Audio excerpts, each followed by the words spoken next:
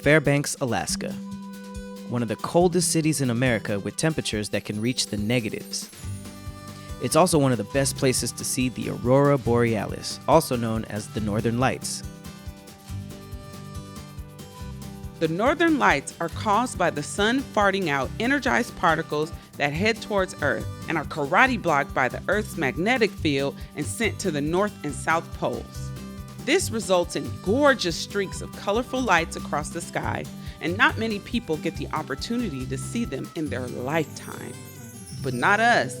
We were determined to hunt them down for the experience. To be as close to the remote wilderness as possible, we rented a small cabin in the middle of the snowy woods. And this was a for-real cabin. Small, cozy, and no running water.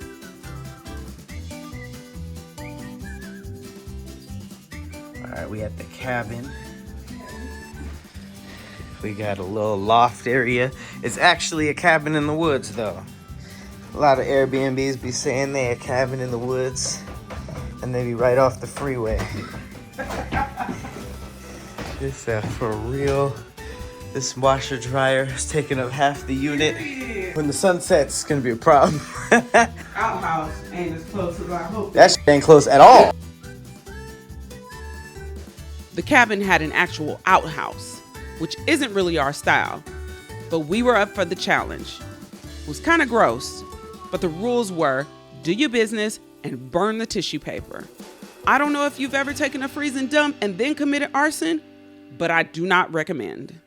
Please put your used toilet paper in the can below and burn it? Well, that explains the lighter fluid.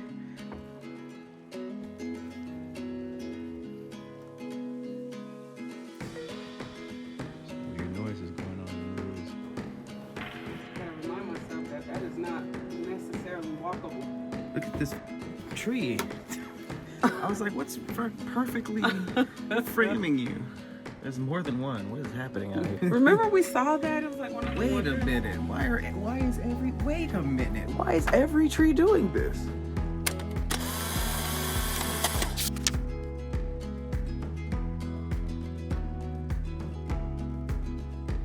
We decided to drive into the city of Fairbanks to do some exploring and get some supplies for the cabin.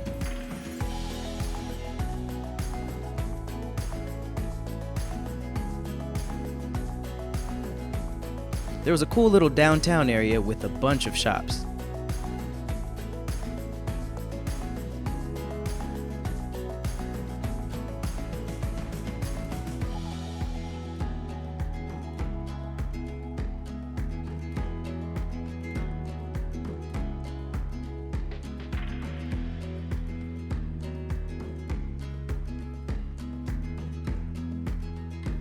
We ended up at the Blue Roof Bistro, a simple restaurant with an interesting looking menu. We were greeted by nice staff who started us off with some salsa, guacamole, and chips. Then we got our entrees. A loaded French dip with steamy au jus, cheese and broccoli soup, a bacon cheeseburger, And the appetizer, smoked salmon sliders. Yuck.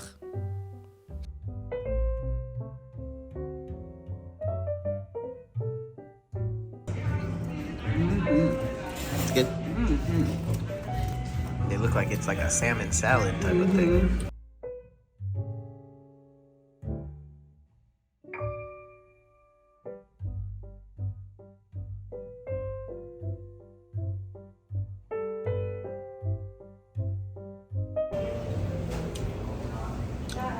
Yeah. That's what we do.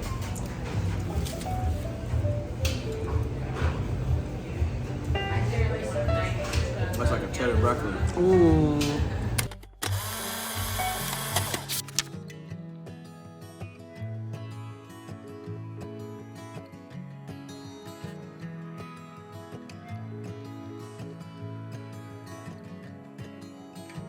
It was a long travel day, so we headed back into the woods before nightfall.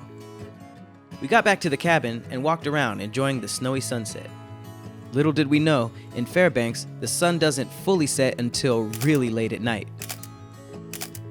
Alright, so it's 10 o'clock at night and the sun isn't really set yet. Alright, so this is what we hoping for. This is what all this has been for. The Aurora Borealis, aka the Northern Lights. The next morning, we decided to have breakfast inside the cabin. And what a better way to enjoy a cabin in the snow than having some homemade soup. So I doctored up some delicious chicken noodle soup that definitely hit the spot. Soup.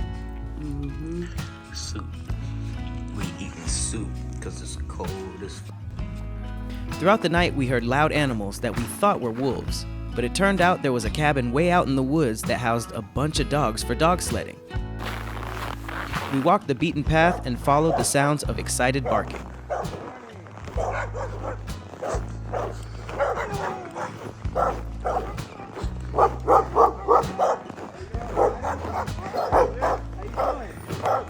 We found the source of the noise and were greeted by a friendly couple that loved dogs and offered dog sledding lessons. Meet all the dogs. Okay. Most of them are old and retired. They're like this stuff mellow, so they won't jump around too much. But you'll know the young punk teenagers, because they'll be bouncing around. If you're the dog and I'm coming up to you and you're at the edge of your circle, meaning the chain's tight here, what you want to do is turn side on and let them jump up on you. They want to jump up, unless you don't want them touching you close. So if you're side on, just for the first 20 seconds until they get this excitement out of them. They gave us a tour and let us meet all their amazing animals. You sat on the side? Just pushes his legs in. They'll push his buttons. Warrior, like he fights? He's a warrior. This one. Adorable. Do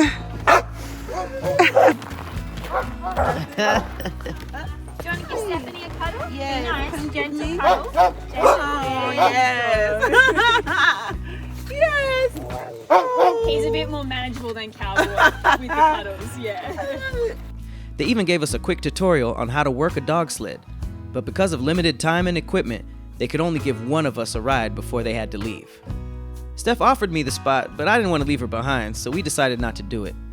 We thanked the couple and their dogs for their hospitality and headed back into the woods.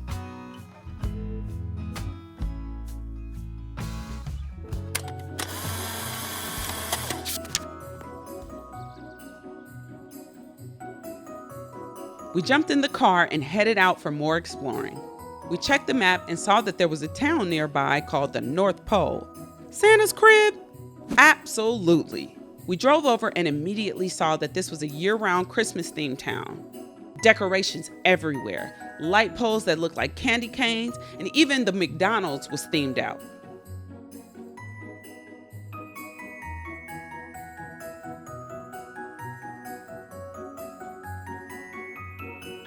We eventually found Santa Claus's house, and it was a little dingier than we thought it would be. But we were still down. I mean, technically he'd be trapping out of that house, so we understood.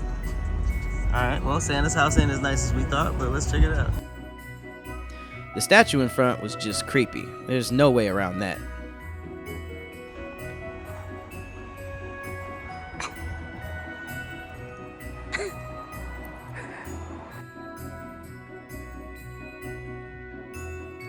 Alright, so we just got to Santa's house in the North Pole. We about to walk in here, see what Santa's doing, see if he home. You know what I'm saying? You think Santa home? We pulling up on him, we'll see. Santa's house is open every day. We went inside and it was way nicer. They sold everything, jingle bells, ornaments, toys, and miniatures. It was actually really cool.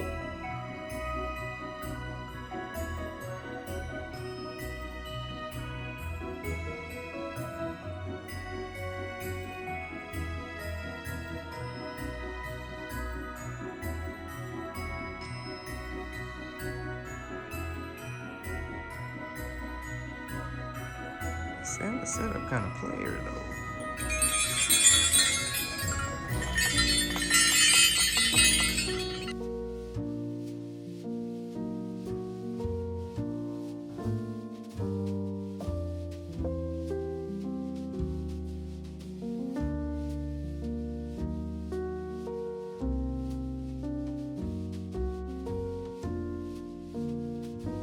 Yeah, I'm kidding. You are assaulting your worker. It was. You got it in. Hello, HR. We bought some souvenirs and got some tips for hunting the northern lights from the friendly staff. They'll give you notifications, hey, we're gonna have a good night tonight, or yeah, we should see something tonight. Okay. And as long as it's clear out, you should be good to go. Did you know that the North Pole has their own tax? Santa's a trapper for real.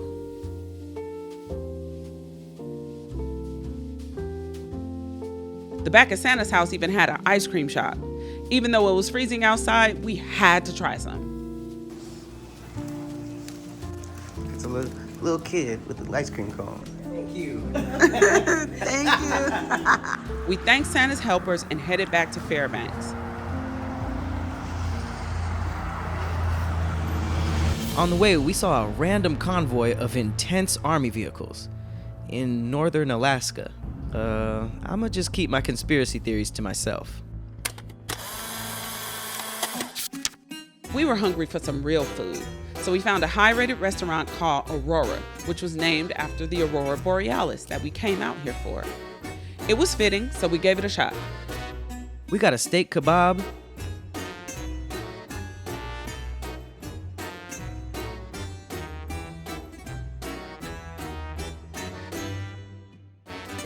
and some butter chicken that was insanely good. Although it wasn't a great idea for two people who have an outhouse at their cabin. It's good. Unreal.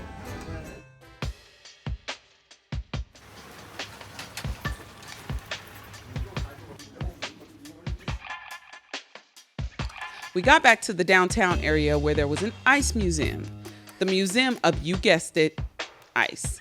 Sculptures, history, everything ice. And I had no idea this was a thing. Oh my God. Yeah, ice dog. Bunch of ice dogs. Watch your step, you might slide. As a Chichaco, a visitor to Alaska. We're a Chichaco. Chichaco. If the ice you try to lick, your tongue indeed will stick. Yeah, I ain't licking a damn thing in here, okay? We walked in and it was so cold they offered you jackets. There was a room full of extravagant ice sculptures that you could sit on and take pictures. Hello. There was even an ice bar. Oh, they got the bar right here. Reindeer. Here's a horse.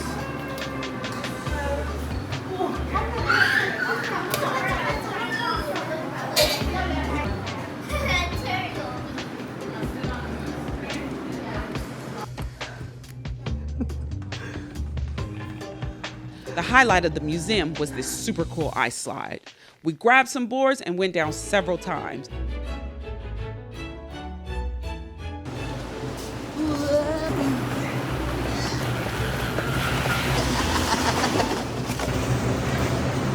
It was way more fun than I ever thought an ice museum would be.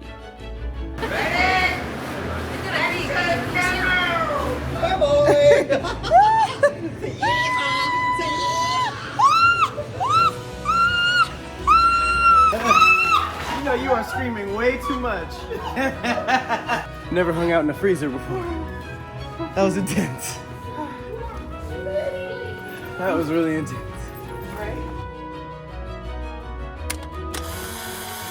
The mission was in full effect. Wait until the sun was completely down, then drive into the dark wilderness to chase the northern lights. A scary mission, but that's what we were there to do.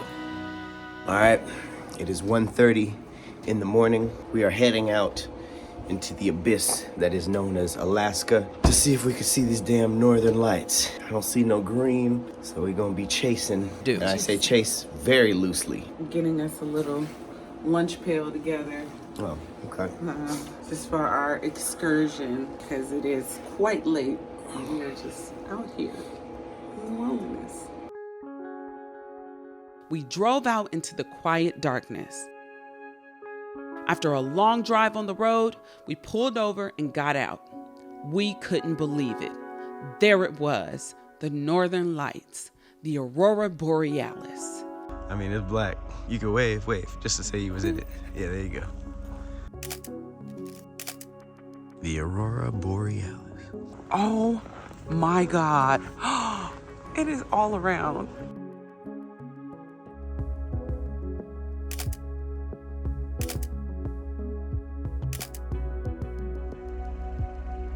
We were actually witnessing it with our own eyes. It was unreal. It almost seemed like we weren't really looking at it. That's low-key what unreal means though, huh? We in Alaska, y'all. It's nothing but Aurora. Look at the Borealis. Honestly, it looks greener than what I'm looking at, so y'all enjoy this, but it's still unreal. Oh, yeah, that looks insane. Yeah, next, whatever one you got. And they actually disappear and move, so you do have to chase them. We found the northern lights. We came to the top of the world. We got back to the cabin at sunrise and we were geeked. We actually did it. Feelings, vlog it up. Oh my God. I'm so excited. It was like a dream come true. Seemed fake, huh? It really did. I didn't know what to expect. It was like real life CGI. But what I do know is that we're gonna continue to chase them for the rest of the trip. So, yes, tonight was just the beginning. After getting some much needed rest, we woke up later that morning and packed up the cabin. It was time to head to our next setup, which was much further in the city of Fairbanks. But not before doing some final explorations around the cabin.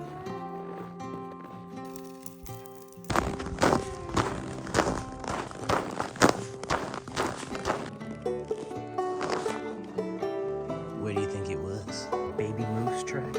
Yeah, that might be a big moose. Time to go.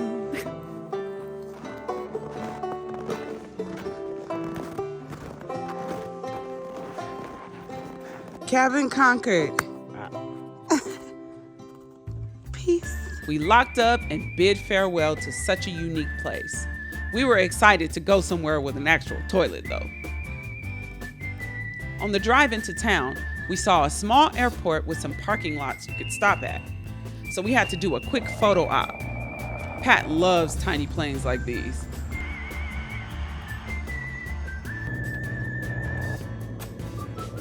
We ended up at a unique area located right on a river called Pike's Landing that wasn't too far from our new spot. We headed inside a bar and grill called the Sky Deck. The staff gave us our own section of the restaurant that was closed off. I don't know if it was either really nice or slightly racist, but either way, the exclusivity was dope. We started off with some exotic looking drinks. Mild? And got some bisque as an appetizer.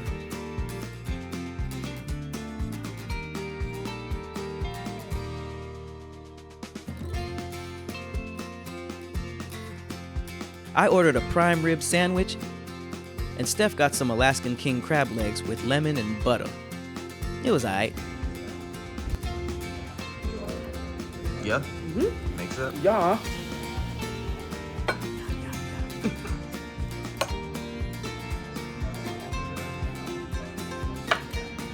You ain't a fan.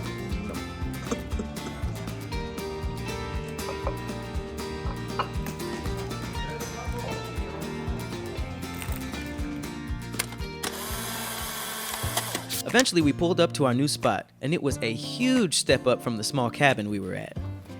Big ol' Airbnb, big ol' kitchen. This Airbnb was meant for a large group of people. It also had multiple toilets. Thank God. You got 2 chairs in the corner facing nothing. Desk facing nothing. Boom, closet.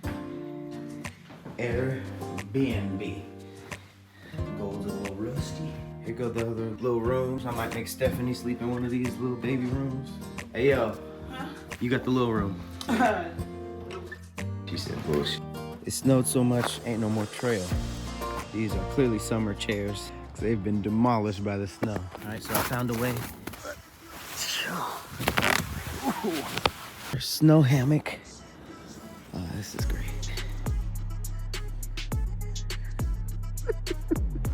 Yeah, this lake literally got frozen pieces of ice. The house had a huge backyard that was right on the water, perfect for turning up.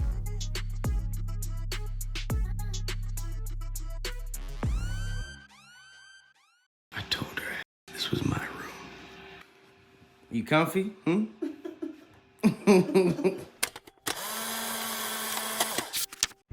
Later that night, around 5 a.m., we headed out into the abyss once again to chase the northern lights. Since we were in the city now, we decided to drive back to the North Pole, which is known for being a good spot to see them. We are no longer on a GPS grid. The town was even more festive at night. We followed the light streaks into a neighborhood and got some amazing pictures. 5 a.m. Still at it like crack addicts. Think we're gonna find more? Yep, sure. We left the North Pole and drove into the nearby woods to see more.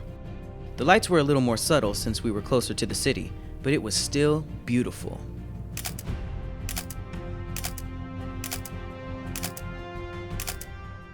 When the sun started coming up, we headed back to the Airbnb to chill by the fire pit. We watched the sun rise over the frozen water. Hey, dang, they got a little squad with them. They look like they're going to a duck war.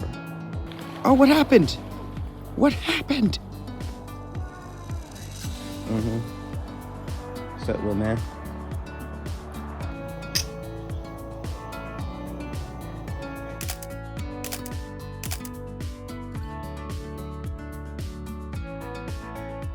This lake really froze over. It looked like the slushy ice, though.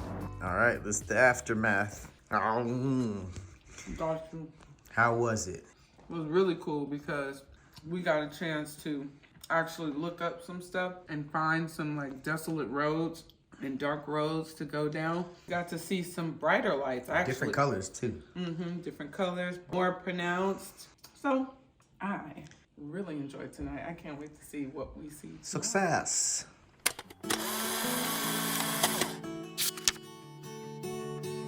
The next morning, we woke up late and went straight to a local breakfast spot, the Cookie Jar.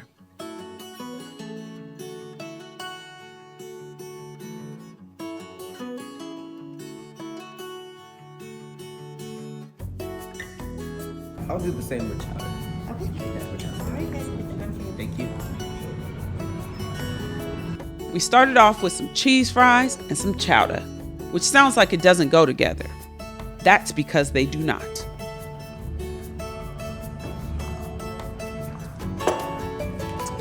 It's not a looker, but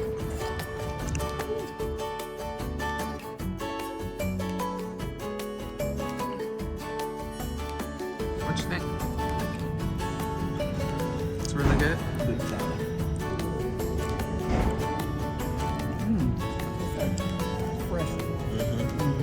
We ordered some hot sandwiches, pastrami and Swiss,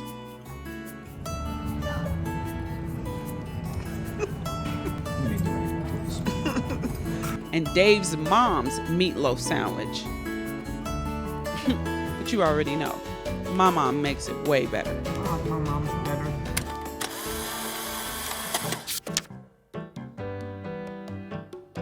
For our last adventure, we drove 2 hours into the outskirts of Fairbanks.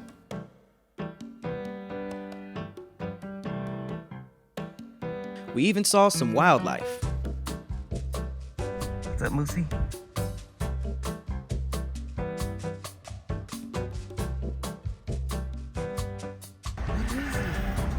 It's a dog or a bear? Or a wolf? Some more interesting than others. Oh, silly dog. Still cute though. Pulling up on us. Oh no. Leave us alone. You're not a polar bear. Get out of here. Scat, you. Oh, he barking at us.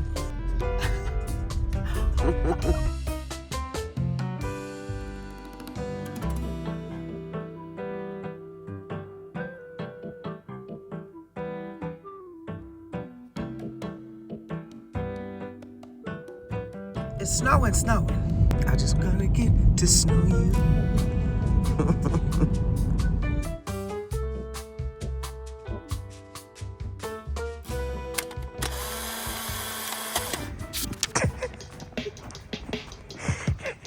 We tripping.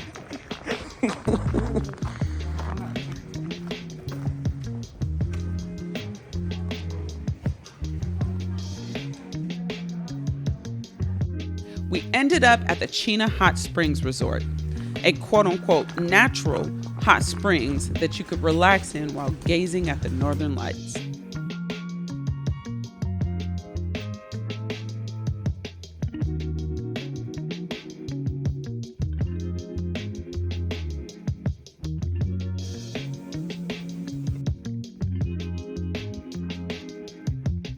Turns out it wasn't as natural as we would have hoped.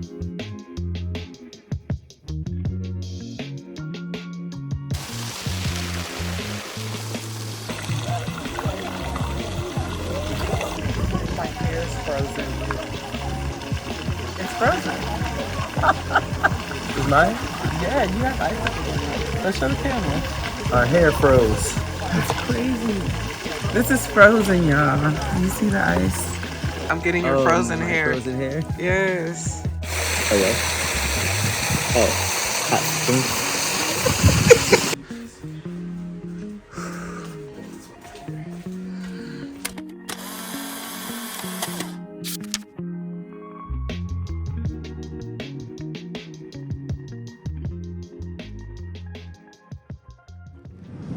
We just left the hot springs. We in one of the most remote places in Alaska. It's a flurry. You think the North Pole far? We an hour away from that. We're more remote than the North Pole right now. We wildin'. We trippin'. The sky conditions were really cloudy with low visibility because of a snowstorm, so we decided to drive back to Fairbanks while we still had sunlight.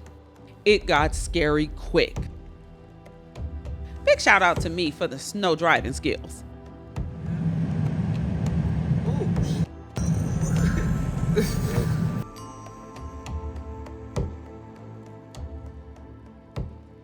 The storm passed and we safely got back to Fairbanks. We grabbed some drinks for our last night and ordered the only available food that was open. More pizza. What's going on here? Just a little vibe. Kind of cold for the fire pit outside, you know, so gotta keep the vibes going. Get in on the... Hey, why does it feel Feels a warm? little warm. Brain's a powerful tool.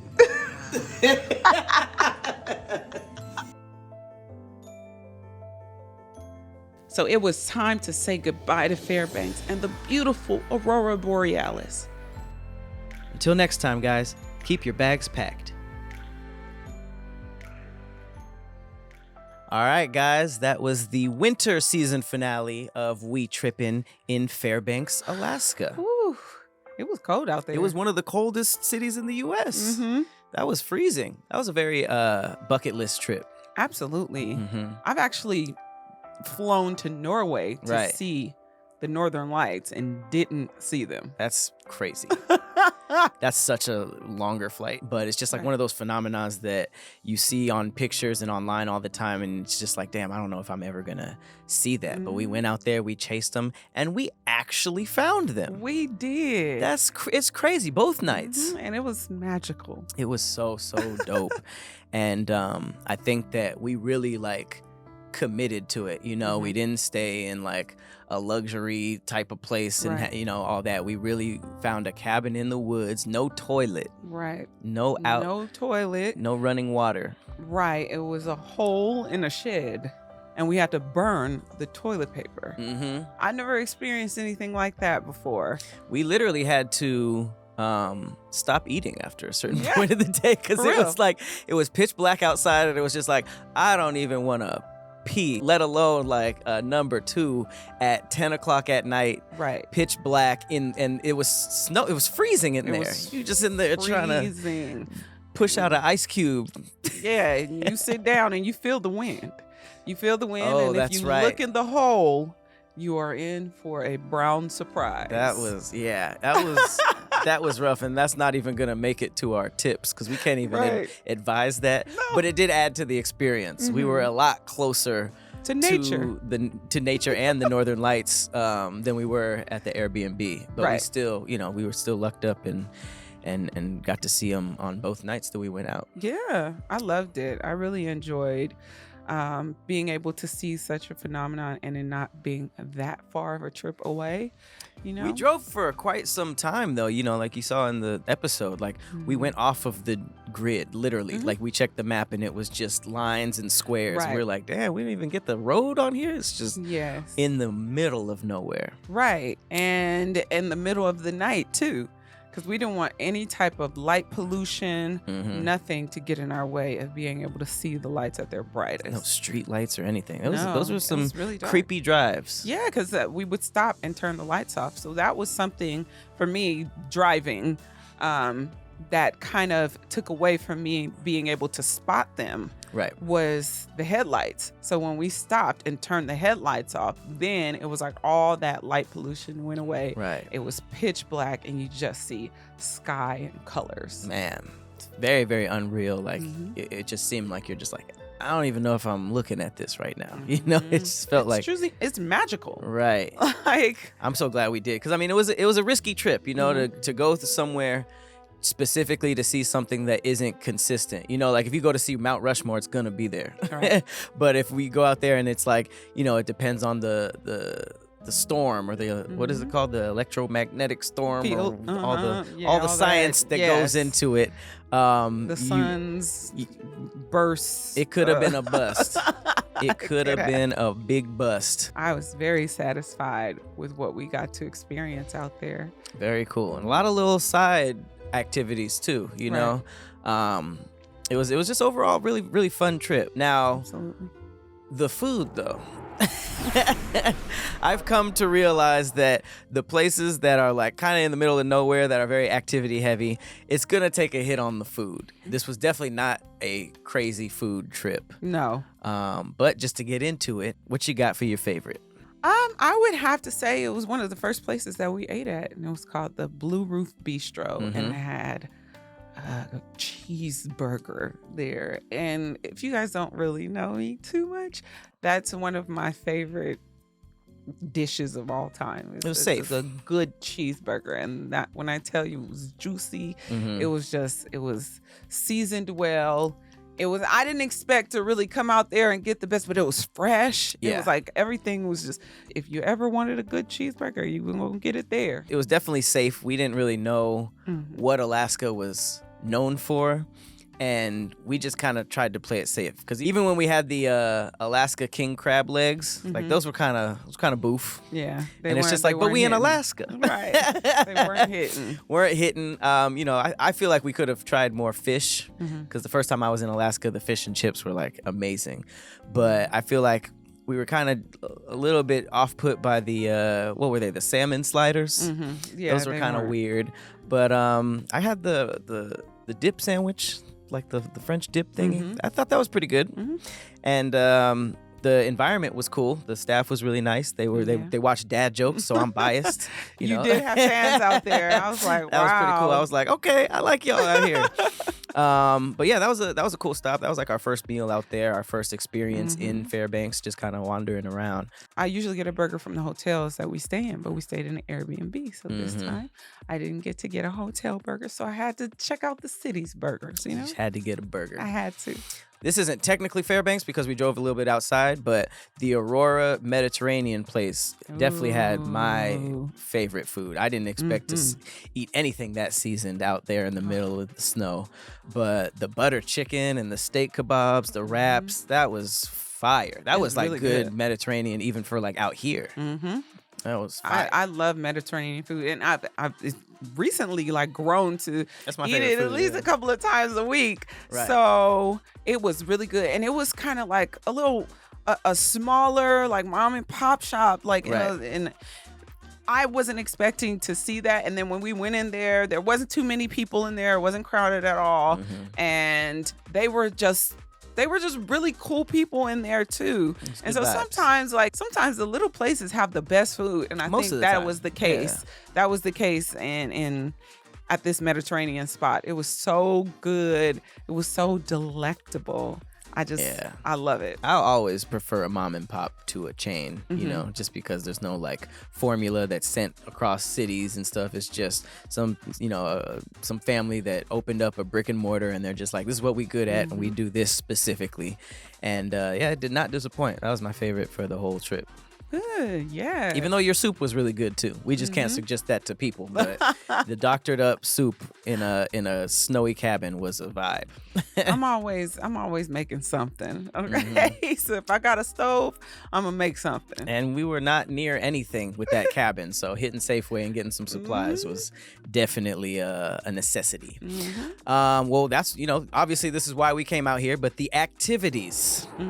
What was number one activity in Fairbanks, Alaska? So, of course, overall, chasing the Northern Lights. Got to be. Of course. Got to be. And it's something I've wanted to see for a long time. I'm really into space stuff. So I love like space facts and look, any space movie that comes out, I don't care what it is, I'm gonna watch it.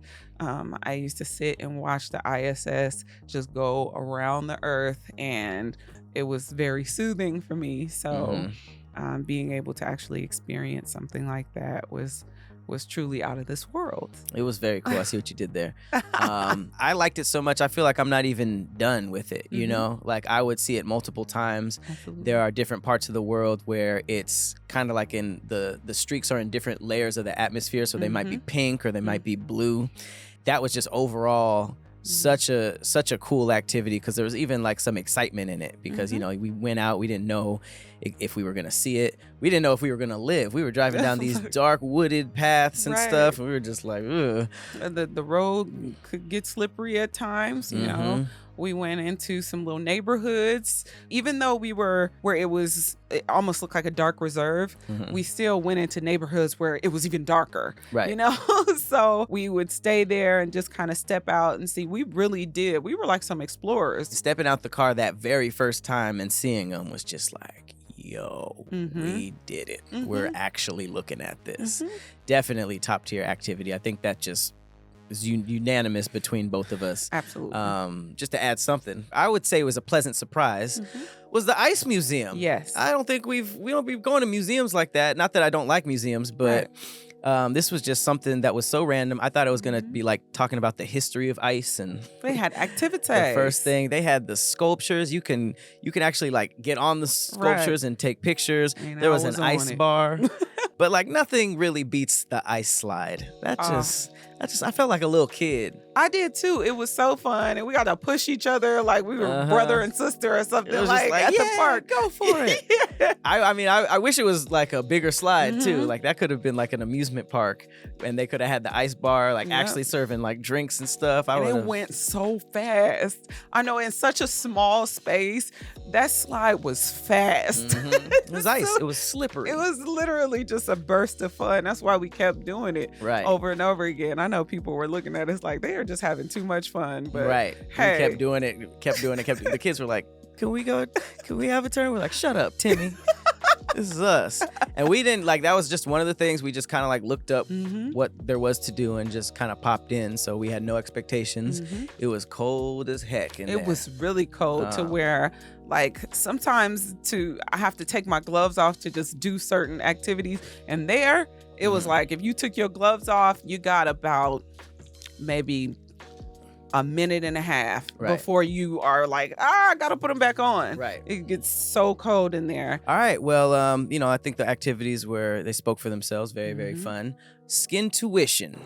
Anytime we're in the middle of nowhere, or like whenever we use the word wilderness, I'm always, at 10 with like the awareness, like what are people like out here? I'll say the more remote we were, the more we limited human contact, period. So I feel like when we were like really out there, we weren't even going to risk it. We weren't really like with people like that. Right. But when we were in the town and when we were like going to places to eat, everybody was super cool. Fairbanks. I had no issues with people. I loved like interacting with the people that we did interact with. My skin tuition came with when we were out driving in the middle of the woods out of nowhere, and it was out there and being black was weird. Yeah, and then there would be sometimes, and this is just me and my own thing, kind of. It don't have nothing to do with nobody, but seeing another set of headlights actually made me less comfortable. Jeepers creepers. Yeah, so whenever, they would come up, I would pull to the side and let them go ahead of me. But I was always like, every time I saw some, because it's like, midnight, 1 o'clock, 2 o'clock, 3 o'clock in the morning that we're out here. Yeah. Mm-hmm.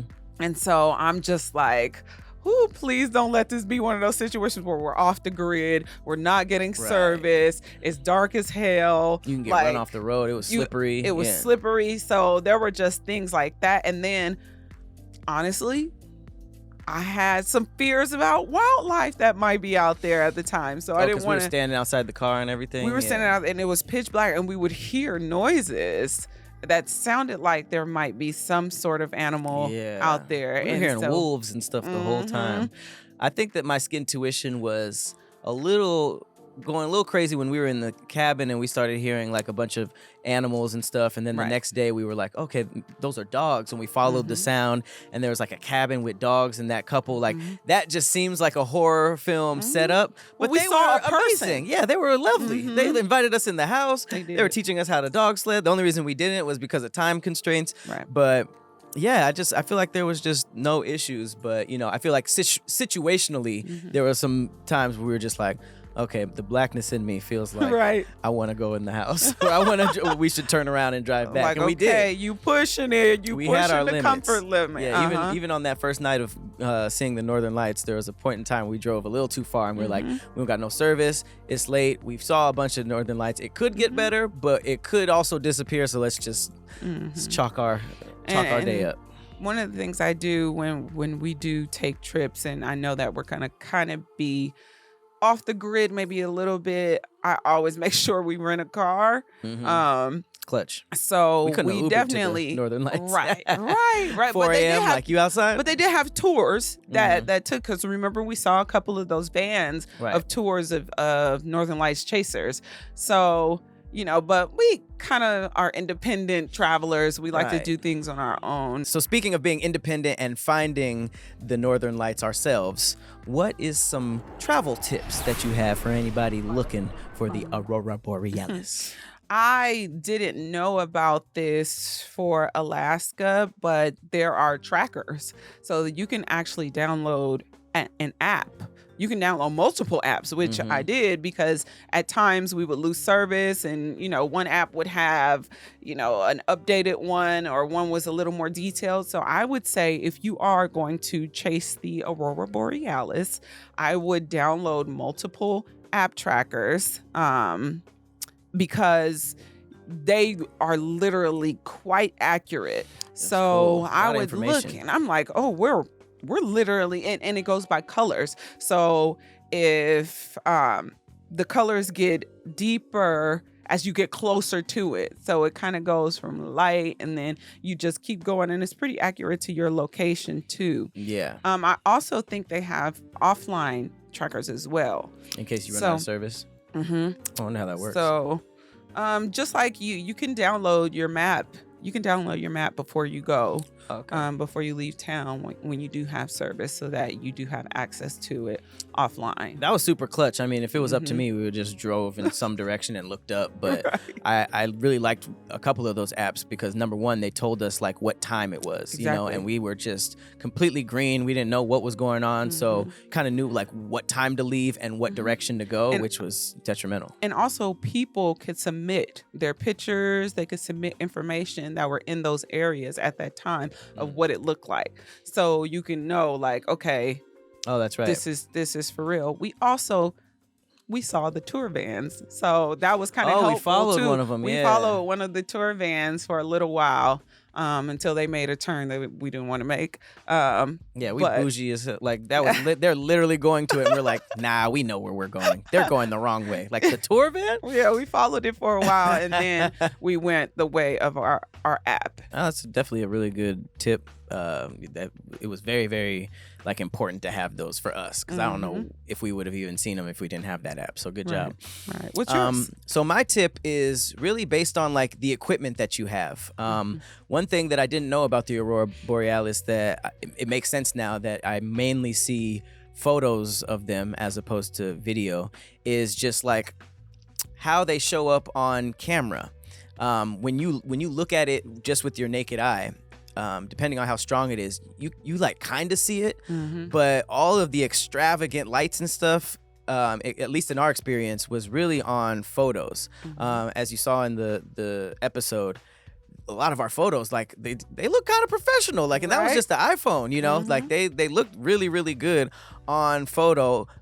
Video was a little darker. It still looked really, really cool, but you know, more than likely people who go out to places as remote as this for something to take a video or a photo, they're usually like have better equipment than us, especially if that's the point. Like we came out there like with some iPhones, but yeah, just know that the photos that you take are gonna be a lot better, and if you do the research, you might be able to bring a different type of camera than we had, where the video is way crispier and you can just get a lot more for, you know, for your travels, if that's why you're going out there.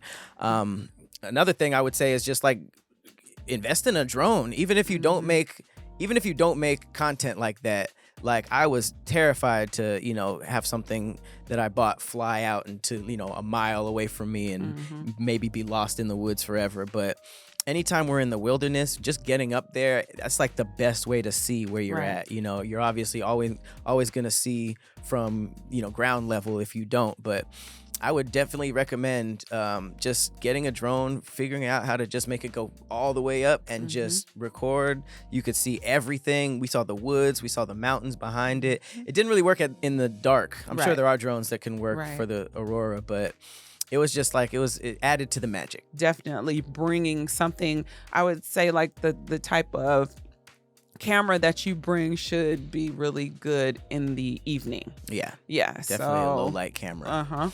Well, there you have it. Bucket list items scratched off. We really hope that we can maybe inspire some people to get out there and adventure, because there's just something about seeing some, you know, something that rare, you know, so sort of like a once in a lifetime opportunity that just, it stays with you, you know. And I knew as soon as we saw them, I was like, this got to be the season finale. Absolutely. It's got to be the season finale, because this was just something we've always wanted to do.